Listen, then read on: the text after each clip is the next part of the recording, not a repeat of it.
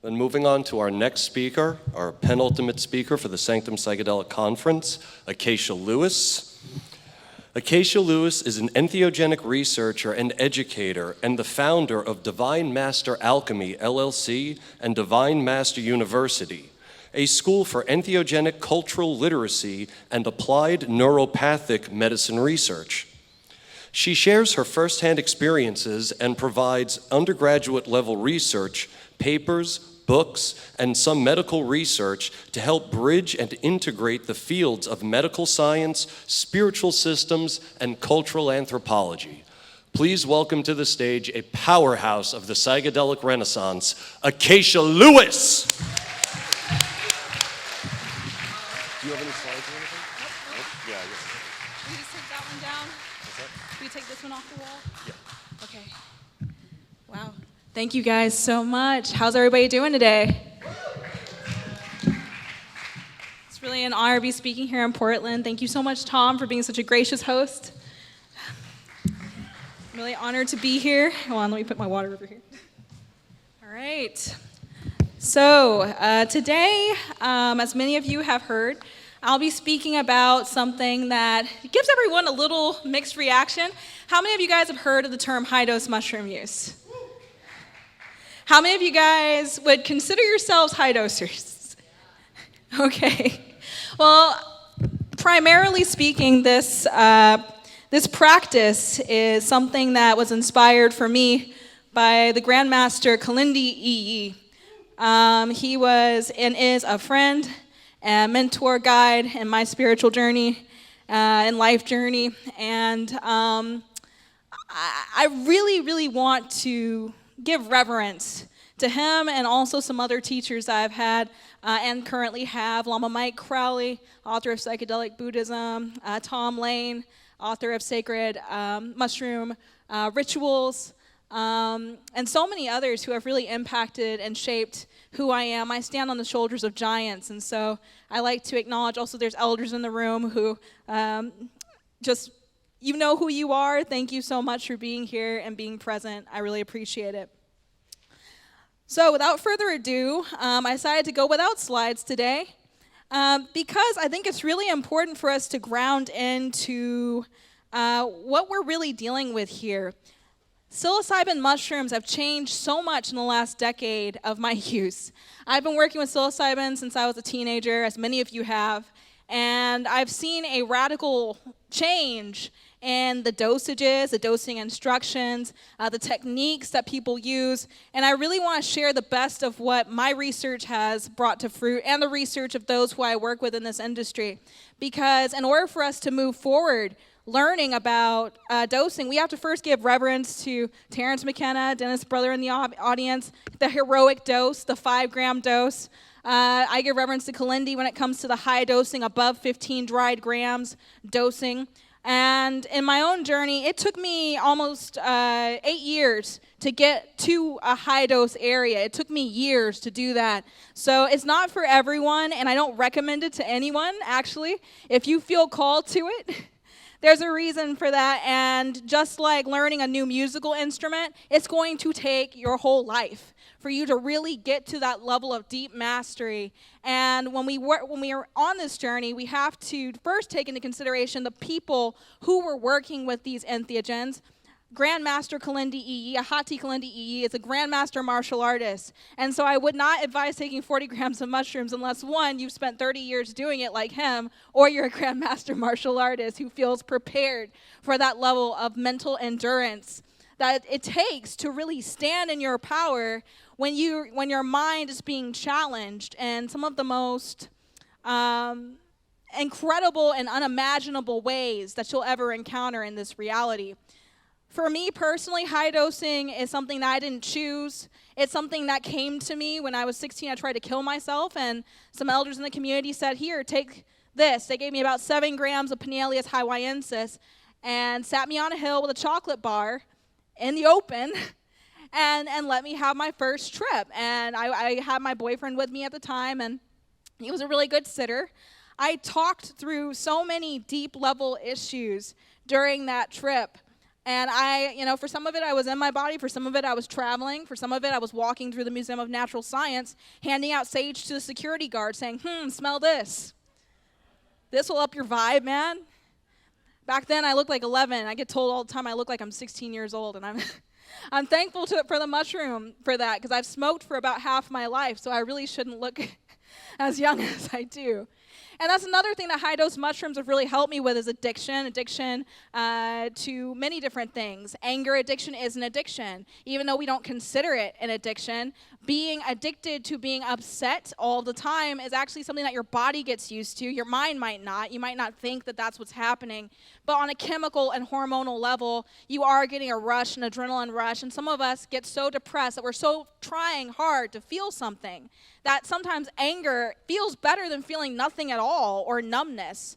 And so for us, to survive in this post-pandemic society, we have to look at ourselves as people who have been traumatized from the very beginning. A lot of us in this room have lost loved ones. I've lost my wife, my teacher, my best friends, all in the last 2 years of each other.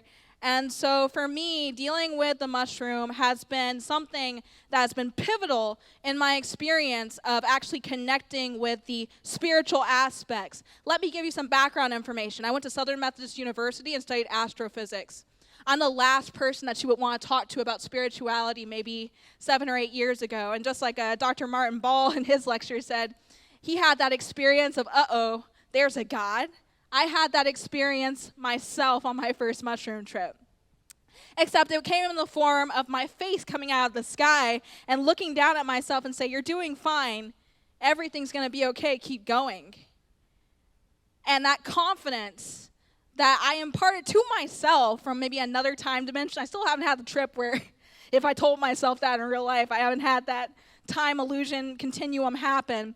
But it gave me the faith in creating a life for myself that was truly divinely ordered. Let me go ahead and break down what I just said. Because when it comes down to high-dose mushrooms, a lot of people think that this is just so that we can go in and see some stuff, so see some mandalas, come back and report that we got abducted by aliens, share the predator versus the alien story. But for me, that's not what high-dose mushrooms are about. High dose is a misnomer because right now we're dealing with mushrooms. I've got the stats on this paper. 1 gram of the strongest mushrooms that we have at, say, Zydor in Oakland is equal to 40 grams of the weakest mushroom that we sell. Did you hear me? Loving teacher versus the strongest strain. I think the strongest strain we might have is between Ghost and Shiva Lignum, around 21,000 micrograms of psilocybin versus 600 micrograms of psilocybin. That's what we're dealing with. So some of you guys thinking that you're microdosing could be having a quote-unquote high-dose experience as far as I know high doses to be. We grew up in the B-plus Golden Teacher Lizard King era, okay, when it was really hard to find really good mushrooms. That time's behind us now. We're living in a time where there are more people growing mushrooms, sometimes in cities, than there are people growing cannabis. And we never thought that was going to occur. So in this time, for me, I have to ground back into what did the ancients do when there was a surplus of mushrooms? It takes really studying the traditions of leaders and elders from different civilizations that maybe hid their use of mushrooms behind mythological or traditional languages in order to conceal something that they felt was vital to their spiritual development and safety. So for me, studying Aztec philosophy, studying Taoism, studying Buddhism, studying Hinduism, studying these cultures that were impacted and affected, no doubt, by the psilocybin-containing mushroom or Amanita muscaria is really important because once you take a good dose of mushrooms, you start becoming privy to a language that no one else can really speak. It's an unspoken language. And the reason why is because it is for the path and the walk of knowers and seers and oracles. It is not for the common person, so to speak, someone who has not had the support of elders and leaders in their community to just go and jump into. That was generally for the person who becomes the shaman or the doctor or the priest class, will be working with the mushrooms and then sharing their visions with the people. But now it's become something that's actually older than what it was intentionally used for in ancient times. We have evidence, if we go back 5.4 million years to the human pygmies in sub-Saharan Africa, that when our ancestors, our earliest ancestors, crawled out of the trees, they had access to the psilocybin mushroom as food. And how I was introduced to the psilocybin mushroom is as food of the gods, not as just an esoteric tool, not as something that is decided to be a drug, something that is a technology, that is a human and mushroom paired technology, something that I can utilize to access information that has been stored inside of the Akashic cloud, inside of the records of our universe, as early as time exists, to go back before the planet was created, because mushrooms can survive in the vacuum of space, and actually ask to be shown the birth of our universe in such a way. These are questions that can be asked inside of the mushroom space. But because of the fact that we can't measure dosage, I think it hinders our understanding of something that is really, truly an ineffable technology. It's not based on how much psilocybin goes into your system. It's based on how well your mind can handle the void space. And whether or not you are ready to go through the rites of passage of letting go of what's inside of yourself, basically emptying your mental cup. For me, taking higher doses didn't start happening until I could handle lower doses. And handling lower doses started happening when I started being accountable to my own thoughts, the way that I speak to myself, the challenges I face in my daily social life, at my job, and with my family. And those are the things that as humans, we're going to deal with forever. We're always probably going to have mom, dad, we're always going to have a mom, dad, or if you don't have mom, dad, you might have kids. Unless you live on an island somewhere and you were just placed there by some magic, you've got a connection to another human being. And that's how communities worked with the sacred mushroom. Working with the mushroom in such a way where you learn how to be adaptable to changing living conditions, to changing economic situations, to changing flora and fauna. The mushroom can be used as a technology, but only if you have a stable mind. So for me, cultivating a stable mind included looking deeper into Taoist philosophy, looking deeper into Sufic and Aztec philosophy, and not just looking on the surface, actually initiating into these traditions and practicing as someone who is an initiate, a seeker, a spiritual seeker. And what's interesting about the mushroom is that every time you go over here and you look at what someone else wrote, the mushroom encourages you to have firsthand experience with what they wrote. So let's say you read the Upanishads on 15 grams of mushrooms. It can be done. I've done it. But I only made it through a half paragraph. And my eyes were kind of darting all over the place, but the words that I zoomed in on, I got a interview, if you would say, with the author of that Upanishad to clarify for me his mistake and what he wrote. And so the mushroom is used as a technology to clarify language that has been written cryptically with a primer. Who has heard of the word primer before? So in hieroglyphics in ancient Egypt, what Kalindi Ii brought to my attention early on was that ancestors inside of the Egyptian mythology system were actually placed there as an example for people who were eating mushrooms, i.e. the symbolism of Osar and Osiris was the mushroom as it was growing. The little pin head of the mushroom was actually the crown of this Egyptian deity of the underworld. And the story of the underworld was designed to help us learn how to take our own selves apart and what judgments we would place on ourselves when we cross over to the other side. How many of you guys have had a mushroom trip where you were facing self-judgment of any kind? And how many of you guys held yourself to the highest standards? And it doesn't matter if you did or you didn't. This is a test that you keep to yourself. This is between you and the mushroom and you and your higher self. But for me, I noticed that the 42 laws of Ma'at were strategically placed to take away any sort of self-judgment that we had associated with the way that we walk and behave in our lives.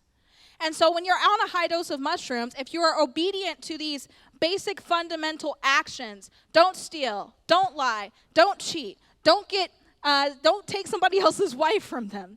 You know, and it's like the 10 Commandments are the same way. You look at the 7 grandfather teachings. All of these wisdom teachings came from an entheogenic source. Our earliest ancestors didn't just wake up one day and decide to draw themselves with falcon heads on the side of sandal walls. They saw something. And I've seen something. When I take mushrooms at high dose, one of my first experiences with 16 grams of mushrooms was going into the mirror and looking at my face and seeing cat's fangs and cat eyes. And then I called Kalindi up and I said, you know, I turned into a cat in the mirror the other day, bro. And he looks at me, he's like, we need more warriors. I'm like, what? How does that even go together? That doesn't, I'm worried I'm losing my shit. He's like, no, it's not that. It's the divine feminine. The divine feminine in ancient Egypt called Aset, Isis, she of 10,000 faces, is a mystery system for women, designed by women who are mothers, to honor the practice of birthing, dying, and living through the different phases of development. Whether you call it mother, maiden, crone, whether you call that becoming Bastet, becoming Isis, becoming Aset, becoming the right hand of Atum, Luaset, who is, in my case, I have a very deep connection to, because, ironically, she was the owner of the first acacia tree. It said that Atum's right hand gave birth to creation in the form of this tree that fed the divine gods. The pharaohs and those who came after are seen suckling like a breast from a tree that is the acacia tree. And Bes, or Beset, are the 2-parent medicines in Egypt that contain an MAOI inhibitor, Syrian rue. Bes was the god of Syrian rue, and Beset was the goddess Aset, Luaset, all the same being of the acacia tree. When you combine the two together, you get a hallucinogen very similar to ayahuasca, which I've also taken quite recently. I had a friend come from all the way from Taiwan, Lynn Marie Chun. I give her a shout out. She's one of the world's experts on Acacia confucia in Taiwan, because it does come from that area. There are many different types of acacia in Africa and North Africa that are used even for the Numba dance that Kalindi taught about, that are, you know, in Ethiopia. Some of it's used for a young boy to do the dance where he does the jumping dance and runs off into the bush to kill a lion. And that's to protect his village, but he doesn't just kill the lion. He comes back with the lion's spirit embedded in him. He makes a commitment to the spirit of that animal to carry its spirit forth and to behave honorably towards his fellow man and woman in his society. And that is part of the spiritual warfare that has to do with this. But again, I said it's not for everyone, didn't I? This is a whole journey. Your whole life is a part of your trip. You're tripping, so to speak, watching someone on stage. Your eyes are processing my silver shirt and my black pants, and you're hearing the vibration of my voice because you have a brain that's functioning hopefully well. But there are many people who couldn't hear my voice because they're deaf, or they couldn't see me because they're blind. And if they're deaf and blind, I don't exist to them, at least not in this moment, unless someone tells them. So tell me how your life is even less of a trip when we have spiritual things happening all around us. I don't feel like there's a spiritual versus non-spiritual continuum. It all is and all isn't at the same time. And it depends on your perspective and how you empty your cup. There is a being called Naguma. I say being because Bodhisattva or Buddha does not fit. A Naguma is separate. It's a being that is the being who started the Shengpa Karma Kagyu lineage, maybe an ancestor, if you will. But in Tibetan Buddhism, Naguma is a wisdom dakini. She was a flesh-eating dakini who lived between the forests of Afghanistan and Pakistan and taught Kyung Po Naljor, who started teaching Tibetan Buddhism to the Karma Kagyu tradition. For 7 generations, her tradition was kept pretty much secret as far as the Naguma yogas. But Naguma had a quote. She said, "If you practice illusion-like meditation on the illusion-like nature of reality, you will attain illusion-like Buddhahood." That's pretty good, actually. Because if you think about it, nothing is going to ever stand still. The beliefs in your own mind are not made of anything at all. They're there because you think that they're there. But if you think about the color red, you see red. If you think about the color black, you see black. And if you think about a being with a stable mind, you what? You start to stabilize. So Buddhism makes sense, even in the realm of psychedelics. Thinking about a being that doesn't have any desires. A desireless being is a stable being. And thinking about a being that doesn't have any desires is a perfect blueprint for how you can be of service to others now, isn't it? So when you look at these purification systems that are in Sufism, I want to give you guys a definition real quick, because for me, Sufism is a path, but it spans many different cultural traditions. I've studied with the Morides and a little bit about the traditions that are in Senegal, of the Hassides, Bradkep Srin Salyud, or Shigama Dubamba, who was an incarnation of the Prophet Muhammad, blessings be upon him, in that tradition. He built the mosque at Tuba. How many of you have seen the mosque DMT art? That's one of those mosques. And they built that Islamic temple utilizing the exact coordinates for quasi-crystals that AI and computer technology is only now recently able to understand by hand, without the assistance of computer technology. So for me personally, when I read the Hassides, these Hassides are all giving goodwill to everyone, or these poems are giving goodwill to all traditions, Jesus, Mother Mary, all of the saints, and to the Prophet Muhammad, and all angels and saints and beings, to the people, and then lastly to yourself. And it's a practice of meditating on being something a little bit better by sweetening your behaviors with action. So I'm going to read this quote to you. Sufism is a science by means of which you learn how to behave in order to be in the presence of the ever-present. Through purifying your inner being and sweetening it with good actions, the path of Sufism begins as a science, its middle is actions, and its end is divine gifts. So when you say that marijuana is a Sufi master, and you're sitting in front of a Sufi master, and the definition of Sufism is to purify through sweet actions and good behaviors, then a lot of times the paranoia that we face, at least I've faced, on marijuana is holding on to the actions that I've done that weren't so good, or things that I think are going to happen that are bad. And because I have this paranoid loop that occurs, I'm not able to really enjoy the marijuana experience. However, if the mind is the nature of crystal, that means that I'm not going to have an issue with the experience. I'm going to refract positive energy out of the experience. So how do you create a crystal mind? Does anyone know? Anybody read the Diamond Vajrakutter Sutra? Diamond Vajrakutter Sutra? No? Yeah, if not, look it up. It's really fun mind exercise for you. I'll just put it that way. But Kalindi E had these transdimensional crystals, these stones that he took up on 30 and 40 grams of mushrooms to embed with information that he had access to in specific predefined locations. The idea was if I was 3,000 miles away from my friend Dooley on the other side of the country, I could see him in my living room as if I was in the same room as him and have a conversation. And we tested this out for 3 years, and it worked. And a lot of folks wonder, like, okay, well, what's the use of doing a dose above 5 grams of mushrooms? The use is to be able to deal with things that are on a mundane level, like intrusive thoughts, things that are happening in your regular life that you really don't appreciate, the people in your life who have really bad energy, and learning how to deal with those things. And that takes time. It doesn't happen overnight. It happens your whole life. But also to utilize it as a technology to communicate and predefine spaces outside of time and receive information and knowledge from people who aren't here anymore. It's a time capsule technology. The Aztecs knew this, and so they made the Yodotono Mixtec Mayan codices. These codices contain images of time persons or avatars that archaeologists are now saying were only accessible through mushroom use, because this is a codice where the main character is Quetzalcoatl holding mushrooms, and he is the avatar of Teonanacatl, meaning he is your player in the game.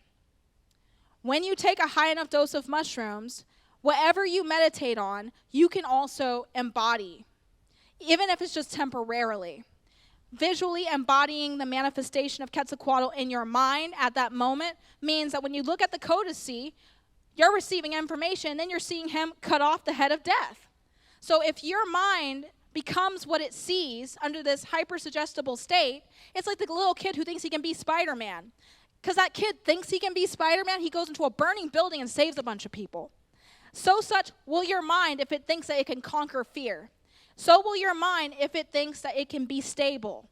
But you have to allow that process to take place through mindfully accessing specific images that are connected to where you want to be, whether it's with your eyes closed, open, or staring at a wall with a poster from the Mayan codices on it, like I have.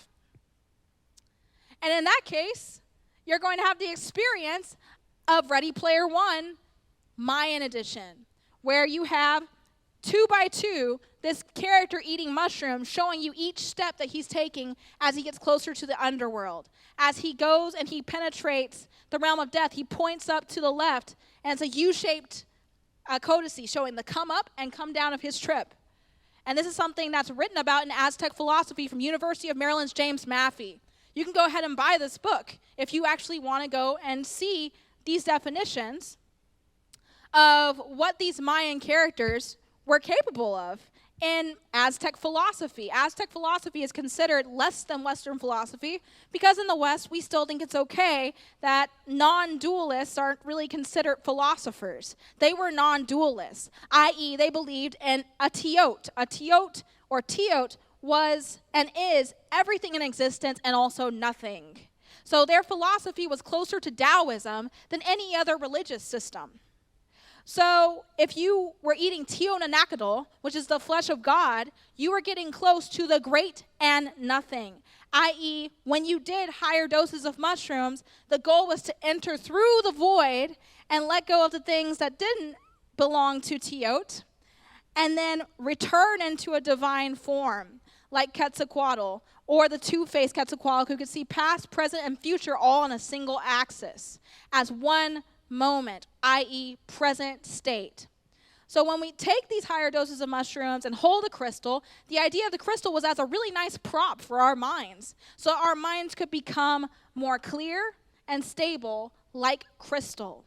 And then to utilize the technology of the mushroom to access the energy, the subtle energy contained within the stone, which goes back 4.8 million years.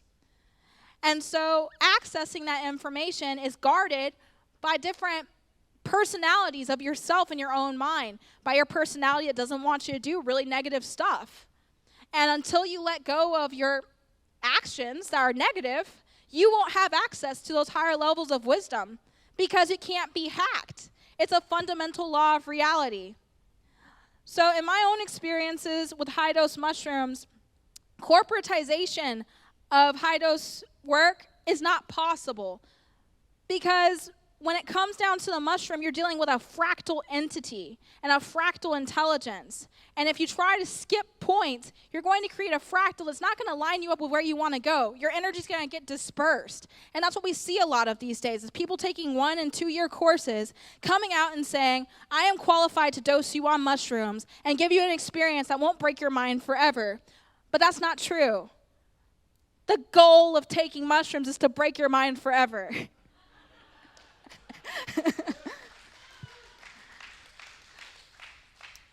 How much time do I have? Okay, cool. So I'm going to give you guys this quote from the Yogic Sutras of Patanjali. I have an elder named Sri Visvamitra from Mahavadeha University. Blessings to him. He passed away earlier this year. He was my teacher of Transcendental Meditation. He initiated me, and he was a prodigy of Maharishi and the school of Maharishi University. And this man did his own translation of the Yogic Sutras of Patanjali. We had vision quests as a part of our school. And he actually isolated each section that was potentially relevant towards yogic flying, conquering fear, conquering anxiety by using specific words inside of the psychedelic or transcendental space, because the two are really the same thing. It's really your level of sensitivity is higher. So your brain is not seeing things that's not relevant to it right now. But on mushrooms, you get to see things that your brain normally doesn't pay attention to. And that's just a subtler layer of reality. You're getting closer to the subtle self. And that's why when you see things that you don't like on mushrooms, you eventually, maybe if you haven't, I have generally, find out that they're connected to yourself somehow. Like let's say you see a giant cyclops or something. You might have been seeing something that your brain was turning into a metaphor from your own behavior and running from it because you're scared of what it might do to you. Don't run away from your entities. Love them, because they're here to teach you something that is on a subtle scale of reality, very much a part of something that you need to recognize. Otherwise, you're going to keep carrying it around, and that baggage might clog up your mind to the point that you can't really have a trip anymore. And I've seen this happen so many times that people run away from their trauma because they don't want to see it right now. But the truth is you're carrying it around with you, and that's why you feel so bad. So if you look at it bravely in the eye, or if it doesn't have eyes, just sit in it for a moment, but not dwell on it too much. And send it positive energy. You're emptying out that illusory energy that's associated with that thought form. That didn't really exist before. When something bad happens in your life, I've realized, let's look at the Vajrasattva technique and tradition, which is a mantra that goes back thousands of years, even before Tibetan Buddhism, to the earliest known Vedic sages. The Vajrasattva purification mantra goes something like Om Vajrasattva Samaya Manupalaya Vajrasattva Svenopa Tidodrida Mibaba Tudokayo Mibawa Subukayo Mibawa Anarakta Mibawa Sarvasina Mimprayaka Sarvakama Sutsame Sitam Shriyang Kudahong Ha Ha Ho Bhagawan Sarvatagata Vajra Mame Munsa Vajra Baba Mahasamaya Sato Sato Ahong Pe. And so I had an extra Sato in there, but that's how it goes. And when you do that, you're saying, Dear nature of reality, please be pleased with me and teach me what I'm not seeing. Inherently, you're pure, filled with effulgent and imaginably clear light. That's that Vajra, diamond lightning clarity. I know that there's really nothing bad about reality. It's my experience in this reality that I'm confused about. Tell me what's going on so that I can do something about it and purify me in the process. So that once I see it, it goes away, I'm able to let it go. That's basically what that practice for the last 7 years of my life has been about. And let me tell you something. If you don't believe that purification practice can work, just look at the books written about genetic junk and junk DNA and behaviorally based genetics. You're letting something go when you change your behavior, even if it's just acting more positively. And acting more positively because you have peace of mind. So if you can find a technique or a tradition that gives you peace of mind, stay with it. Because that peace of mind will eventually penetrate and become real life peace. Just like meditating on illusion-like meditation, and illusion-like objects can result in illusion-like Buddhahood, meditating on peacefulness can enact peaceful states. And when we take mushrooms, a lot of times what happens is the mind is not prepared to go through the shock of dissolution. And so you deal with all this homework. Okay, I know I'm God. Now what? You take DMT, you get 30 or 40 minutes in there, and you come out, and yeah, you know you're God, but if you still act like a jerk, then did you really get the point? You know, some people get the message, and they're like, okay, I'm not going to do that. But for me, I need the point driven home to me because I'm kind of special. I need a 5-hour DMT trip so that I can, like, sort through my life stuff, because it's been some crazy stuff, man. And I think the same applies to all of you. We've all had weird stuff happen, but when you're able to unpack your luggage in such a way that you place eyes and give thanks for the things that you've been through that wronged you, and see them as positives that got you to this point of peace, then you're able to let go of that baggage and walk forward and then learn things, because you're not able to learn anything when you're filled up with information that's really not useful to you. And pain takes up a lot of space. Physically, emotionally, mentally, and that's why when you go to the Amazon rainforest and you end up vomiting your pain out, you wonder why. Because it results in us eating poorly. We eat food fast when we're angry. We eat too much food when we're sad.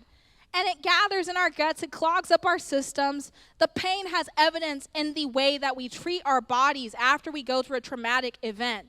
So the only way for us to really do what? Cleanse, is to either vomit it out, poop it out, change our diets, go to an acupuncturist, get a colon hydrotherapy, do Cambo, go to have ayahuasca, or do mushrooms, because mushrooms give you diarrhea. At least you ever had explosive diarrhea on 20 grams? I have. And I've been stuck to the toilet seat watching my cat in the sink saying, "You asked for this, human." Like, dang, are you on my side or not? Cat's got a whole mafia agenda, shit. Well, no, it's all love, and I looked at the towel, of course, through the towel, and then Credo Mutwa's face comes out, and he starts talking to me about the reptilians. And I'm like, man, I don't have control over my mind unless I'm letting things out. And as soon as you go to the bathroom, what happens? You start to trip. I don't know who has not had this happen. The serotoninogenic system in our bodies is ruled a lot by our guts. So when we take a serotoninogenic drug, in my experience, most of what happens is some stomach issues or a connection deeper to what's going on in here. A fart feels like it could be dangerous. And most of the time it is, because I'm letting something out that's been there for too long, and so it has an aroma. Like it's, So for me personally, like doing the cleansing is a literal thing. It's not just an imaginative thing where I say, oh, I meditated, so I think that I'm okay. Or, oh, I meditated, so now I'm a good person. And that's the ego. But the problem with doing, thank you, 10 minutes left.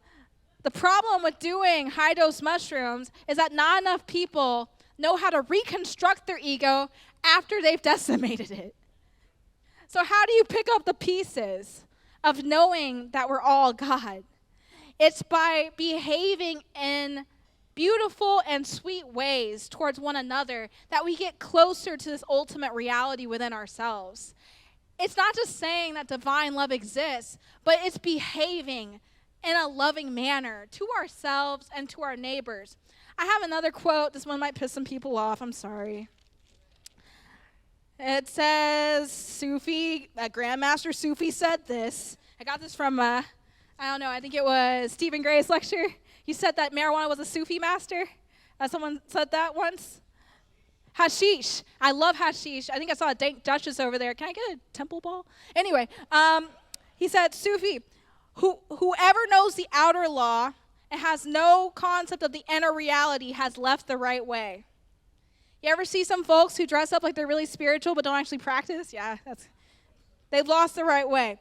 And those people who have a grasp on the inner reality without the outer law, taking care of yourself, really actually nourishing your body, are heretics. Doing both unites the realization. So taking care of your physical body, taking care of your inner reality, gives you access to this universal love. And it's something that is so all-pervasive that when you take a really high dose, you might look at your skin and see the technology of your flesh as divine. I don't know how many times I've looked at my arm and seen all sorts of mandalas and fractal geometry and patterns. And I looked at it, I'm like, oh my God, who made me? They knew what was up. Thank you, Mom. Shit. And I'm like, wow. I look at my stomach, I'm like, but I did all that. Oops. You ever kind of get that queasy feeling in a trip? You're like, that hot dog I ate 2 days ago is talking to me in hot dog. And so it's really, really important that if you're going to do high doses of mushrooms, you watch your body load. The body load is telling you something. It's not just there chemically. It's not just there because aguricin or baeocystin or other psilocybin alkaloids exist. Part of that is scientific and how our bodies process. But I've had numerous types of mushrooms that have aguricin in it, aztecorum, psilocybin zapotecorum, hugshagany, neoxylipensis. All of these mushrooms that grow like in the Pacific Northwest, especially the cyanescens, are known to be like paralytic, like love paralyzers. Like you sit in a corner on a bed just saying, oh my God, I love everything. You know, and so for me, it has been about my liver and my kidneys processing the indigestible parts of the mushroom. If you went to Crab Shack and ground up some crab shell and ate it once a week, you might have some stomach problems and some kidney issues. Indigestible chitin is on insect bodies and crabs and spores. So it's really important to clean the filter of your body, because you know how it looks when you take a spore print, it's black, right? You don't want your kidneys looking like that, do you? And you're eating a lot of spore prints. Holy shit. So eating something like eucomia, nettle tea, go to the grocery store, get some kale, go to the herbal Chinese store, get some licorice root chew sticks, do things, even hibiscus tea. Go to a Mexican shop and get some Jamaica tea if you can't go anywhere to get some work done, because that's a diuretic, and that'll help flush some nutrients through your liver and prevent you from having severe body load the next time that you go in. And it's a practice, you know. It's something for me. I haven't perfected it. I've been doing this my whole life, literally. And for me, Baba Kalindi was a master example of what it looks like when your life, your practice, and what you say match up. He lived the martial code he talked about. And he explored it on mushrooms, how to become a better martial artist by taking high doses and pairing them with new techniques that he would learn and new equipment, swords, Bowie knives. He had a Hell's Bells Bowie knife. Like, you can't even get one of those anymore. You know, this guy was a grandmaster martial artist who is world renowned. And so when it comes to our own practice, a lot of us think, oh, we're just going to do, 10 grams, I'm going to work my way up. And our life practice is the outer reality. We become heretical when we try to go up in dose and we don't honor what it is that we came in our lives to do here. I use the lower doses to get in alignment with what I like. I found out I like tea a lot. As a matter of fact, when we're done, you guys can come and sit, and I will serve you some of the world's best tea from Wuyi Mountain. You know, I got my friend over here from Inthia Tea. He serves some of the world's best Phoenix Dan Kong. And so for me, doing the tea has helped me to practice purifying literally, because it helps balance my gut, it helps me go to the bathroom, and it helps me to make my mind shut up too, because if I don't, I'll burn myself. So that's a good way to train. If you can't meditate, pour tea. Pour really hot tea, because handling boiling water all the time does expand your awareness, if not for pity for your hands. So, for me personally, the practice of integrating martial arts, tea, jade craft, jade carving, herbalism, learning how to fix my lung cancer, learning how to fix my endometriosis, learning how to fix my fibroid tumors, my herpes, my HPV, my Bartholin's tumors, my severe, terrible suicidal depression has put me on a path that the mushroom has assisted me in, of learning how to cure myself so I can help heal others, help them heal themselves, because I'm not doing it, they are. So for me, I just wanted to share that. I really appreciate you guys, and I want to give you guys just one last thing. Don't forget the interdimensional village. Baba Kalindi E sent 20 of us high dosers in regularly. And when everyone goes up on mushrooms, there is an effect, and we have measured it and we felt it. So if you think you and some friends, 5 of you going to go in on 2 grams, because that is what's measured equivalent to 15 grams now, by the way. If you have like MVP or Trinity, that might be 15 grams of golden teacher. We actually have, Church of Ambrosia is going to release a calculator, a body weight calculator based on Johns Hopkins University studies of the psilocybins per gram in mushroom, and actually show you each strain and what the powdered amount, after it's been tested rigorously for months on end, to find the standard formula for how many milligrams per gram of psilocybin you're actually ingesting, and what is the breakthrough dose based on us testing those doses and actually finding out if that's a breakthrough dose or not after months of cleansing. Are you guys interested in that? Me too. We deserve a little bit better in this community as far as our standardization. So if you don't want to have a 40-gram trip tonight, you don't have to take one. So this has been my lecture, What is a High Dose? Focus. Remember that when the group of us comes together and we're in alignment with our higher selves, change does happen, even if it's one drop of water at a time. Stay encouraged, eat mushrooms, and clean your bodies. Thank you.